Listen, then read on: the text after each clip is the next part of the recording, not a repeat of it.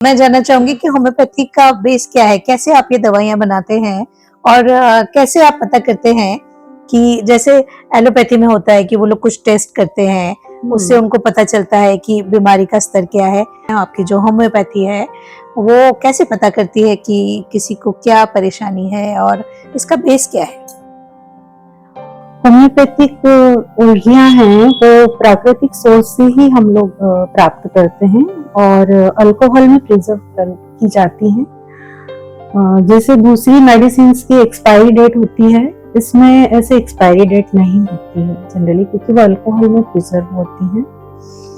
और ये तुमने एक बहुत अच्छा प्रश्न पूछा कि किस तरह से काम करती हैं। तो सबसे पहले मैं ये बताना चाहूंगी कि होम्योपैथिक दवा जो है वो मानसिक लक्षणों के आधार पर दी जाती है ना। जैसे माइग्रेन के हमारे पास 2 पेशेंट हैं, तो दोनों मुझसे ये कहेंगे कि सिर दर्द है, लेकिन एक पेशेंट कहेगा कि मुझे ऐसा लग रहा है कि जैसे सर पर हथौड़ा मारा जा रहा है, और दूसरा कहेगा कि सुई चुभने जैसा दर्द है। तो इन लक्षणों के आधार पर दोनों की मेडिसिन अलग अलग है।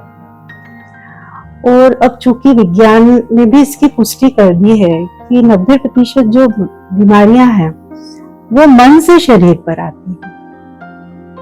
तो ये देखा गया है कि सप्रेशन ऑफ इमोशंस की वजह से जो गंभीर बीमारियां आज हो रही हैं, जैसे आपने अभी कोरोना का जिक्र किया है अपनी बातचीत में, तो उसके बाद भी जो हमने मेंटल सिम्टम्स देखे पेशेंट के कि बार बार हाथ धोना, भयभीत रहना, मृत्यु के प्रति एक डर बन जाना, प्रियजन के बिछोह का डर बन जाना, तो उन सब मानसिक लक्षणों में होम्योपैथी ने बहुत अच्छा काम किया है और वो इस डर से बाहर आए।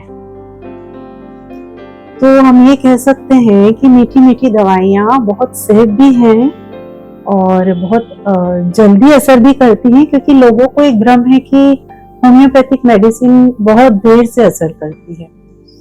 तो इसका पहला कारण तो ये है कि पेशेंट कई बार हमारे पास काफी देर से आते हैं, क्रॉनिक हो चुकी होती है बीमारी, जैसे आर्थराइटिस है तो बहुत पुराना जोड़ों का दर्द है, तो उसमें थोड़ा समय लगता है क्योंकि मर्ज ही पुराना है। मर्ज पुराना है और ये स्थायी रूप से काम कर रही है दवाइयाँ, तो जड़ों तक पहुंचने में थोड़ा समय लगता है। लेकिन उपचार जो होता है वो पूरी तरह से प्राकृतिक होता है और स्थायी होता है।